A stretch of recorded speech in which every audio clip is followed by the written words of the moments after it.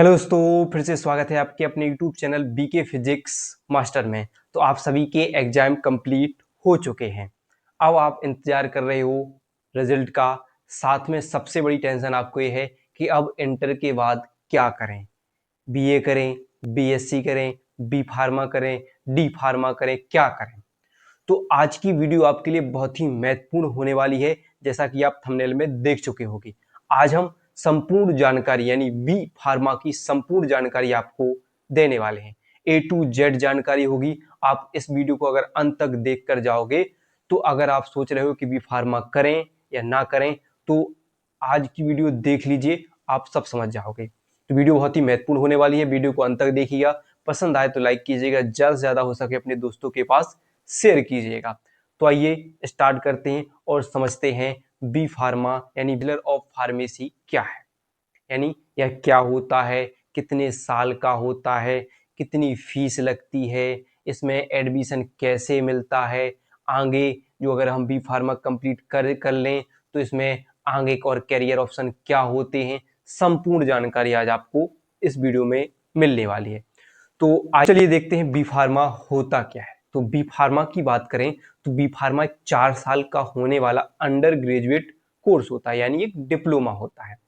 इसमें आपको दवाइयों के निर्माण के बारे में पढ़ाया जाएगा, दवाइयों के उपयोग के बारे में बताया जाएगा, दवाइयों के प्रभाव क्या होते हैं, जो साइड इफेक्ट क्या होते हैं या उसके सही प्रभाव क्या होते हैं। ठीक है, सभी के बारे में आपको इसमें पढ़ाया जाता है। और इस कोर्स को आप कंप्लीट करने के बाद एक लाइसेंस प्राप्त फार्मासिस्ट बन जाओगे, यानी दवाई विक्रेता बन जाओगे। ठीक है, इसको करने के बाद आप दवाइयों के बेचने के लाइसेंस आपको मिल जाएगा। क्योंकि देखो किस लिए करते हैं, मान लीजिए आपको डॉक्टर नहीं बनना है लेकिन आपको मेडिकल लाइन में जाना है तो बी फार्मा बेस्ट ऑप्शन है। इसमें आपको ए टू जेड दवाइयों के बारे में, शरीर के अंगों के बारे में जानकारी दी जाएगी और इससे आप आसानी से कोई भी डॉक्टर, जैसे आपने देखा होगा खूब मेडिकल आप गए होंगे कि तब जो डॉक्टर पर्चा देता है लिखकर, आप जाते हो मेडिकल पर उनको देते हो, वे तुरंत आपको वे दवाइयाँ दे देते हैं। तो वही फार्मासिस्ट है। तो आप डॉक्टर नहीं बने लेकिन आप दवाई बेच रहे हो, जानकारी आप पूरी रखते हो, तो बस वही है बी फार्मा। ठीक है, समझ में आया कि नहीं। तो इतना ही, आपको एक लाइसेंस मिल जाता है, एक परमिट मिल जाता है दवाइयाँ बेचने का, और साथ में आपकी इसकी संपूर्ण जानकारी हो जाती है दवाइयों की कि दवाइयाँ किस किस रोग के लिए कौन सी दवाइयाँ दी जाती हैं, सभी बन जाती है। लेकिन आप बस डॉक्टर नहीं बनोगे लेकिन आप दवाई विक्रेता बन जाओगे। ठीक है, अब बात करते हैं बी फार्मा कितने साल का होता है। तो आइए जान लेते हैं। तो बी फार्मा 4 साल का होता है। इसमें पूरे 8 सेमेस्टर होते हैं। कितने? 8 सेमेस्टर होते हैं। ये 12वीं की बात किया जाता है। और बात करें तो उसमें किस किन सब्जेक्ट से, तो फिजिक्स, केमिस्ट्री, बायोलॉजी आदि सब्जेक्ट से इसको कर सकते हैं। ठीक है, तो बी फार्मा कितने साल का होता है? 4 साल का होता है। इसमें 8 सेमेस्टर लग जाते हैं और 12वीं के बाद हम इसको कर सकते हैं। इसमें फिजिक्स, केमिस्ट्री, बायोलॉजी सब्जेक्ट हम इसमें पढ़ सकते हैं, यानी इन्हीं से इनको एडमिशन मिलता है। तो ये हो जाता है अपना जो कितने साल का होता है, कौन कौन से विषय हो जाते हैं। अब जानेंगे कि इसमें एडमिशन कैसे मिलता है। तो बी फार्मा में एडमिशन 2 तरीके से मिलता है। पहला तो होता है एक एंट्रेंस, जिसमें एक सीयूटी एग्जाम होता है, जिसमें जैसे कंप्यूटर बेस्ड एग्जाम होता है, जिसको आप करोगे, जो आप अगर उसको निकालते हो, पेपर में बैठते हो, तो आपके लिए एक कॉलेज मिल जाएगा, अच्छा सा कॉलेज मिल जाएगा और आपका एडमिशन हो जाएगा, कम फीस लगेगी। एक कॉलेज, सरकारी कॉलेज मिल जाएगा आपके लिए। ठीक है, और इसी के बाद एक होता है डायरेक्ट एडमिशन, यानी प्राइवेट कॉलेज वाले जाओगे, प्राइवेट कॉलेज में आपको एक डायरेक्ट एडमिशन देंगे और फीस थोड़ी उसमें ज़्यादा हो जाएगी। तो सीयूटी एक एग्जाम होता है जिसको आप दोगे, तो आपको अगर उसमें निकलते हो तो आपको सरकारी कॉलेज मिल जाएगा। ठीक है, एक कंप्यूटर बेस्ड एग्जाम है, बस ऑप्शन विकल्प यानी जो एमसीक्यू क्वेश्चन आएंगे, करोगे, निकलोगे तो आपको एक सरकारी कॉलेज मिल जाएगा, थोड़ी कम फीस हो जाएगी। और ऐसे ही डायरेक्ट एडमिशन लोगे प्राइवेट में तो फीस ज़्यादा होगी। ठीक है, तो ये हो जाता है। इसमें 2 तरीके से एडमिशन होता है, एक तो हो जाता है एक एंट्रेंस द्वारा, एक होता है डायरेक्ट एडमिशन। डायरेक्ट दोगे प्राइवेट कॉलेज में, अगर एंट्रेंस के देकर यानी जो सीयूटी एग्जाम निकाल कर करोगे तो आपको फीस कम लगेगी और आप एडमिशन मतलब अच्छे तरीके से पढ़ाई कर सकते हो, करोगे, दोनों में करोगे, लेकिन फीस का डिफरेंस हो जाता है। ठीक है, करेंगे कि फीस कितनी होती है, यानी इसकी 1 साल में फीस कितनी लगती है। तो अगर हम बात करें सरकारी कॉलेज की, तो सरकारी कॉलेज में इसकी, अगर आप एग्जाम निकाल लेते हो तो 40,000 से लगाकर 1 लाख प्रति साल की फीस हो सकती है, जिससे जब सरकारी कॉलेज की बात करें। अगर प्राइवेट में बात करें तो 80,000 से 2 लाख के बीच में इसकी फीस होगी। और ये सब अपने कॉलेज के ऊपर निर्भर करता है, कौन सा कॉलेज कितनी फीस ले रहा है उस पर निर्भर करता है। अपने एक बता रहे हैं अपनी उसे कि कितनी फीस लग सकती है। तो सरकारी कॉलेज वाले जो एक आपके 40,000 से लेकर 1 लाख तक आपकी प्रति वर्ष यानी 1 साल लग सकती है। और प्राइवेट कॉलेजों की बात करें तो 80,000 से 2 लाख के बीच लग सकती है फीस। तो इतनी हो सकती है और सब कॉलेजों के ऊपर निर्भर करता है कॉलेज वाले कितनी ले रहे हैं फीस। ठीक है, ये हम अपने उससे बता रहे हैं कितनी लगभग कितनी फीस हो सकती है। ठीक है, अब देखेंगे हम कि इसमें कौन कौन से विषय पढ़ाए जाते हैं, यानी कौन कौन सी चीजें इसमें पढ़ाई जाती हैं। तो आइए देखते हैं। तो सबसे पहला है आपका फार्मास्यूटिक्स, यानी इसमें क्या होता है, इसे हम औषधि निर्माण विज्ञान भी कह सकते हैं, एक सब्जेक्ट होगा। इसमें दवाइयों के बनाने, उनको सुरक्षित रखने, उनको पैक करने के बारे में आपको पढ़ाया जाएगा, बताया जाएगा इस सब्जेक्ट में। फिर एक और आता है अगला, जो आपसे कह सकते हैं जो फार्माकोलॉजी। इसमें क्या होता है, इसे औषधि क्रिया विज्ञान कहते हैं। इसमें पढ़ाया जाएगा कि दवाइयां शरीर पर कैसे असर करती हैं और उनके दुष्प्रभाव क्या होते हैं।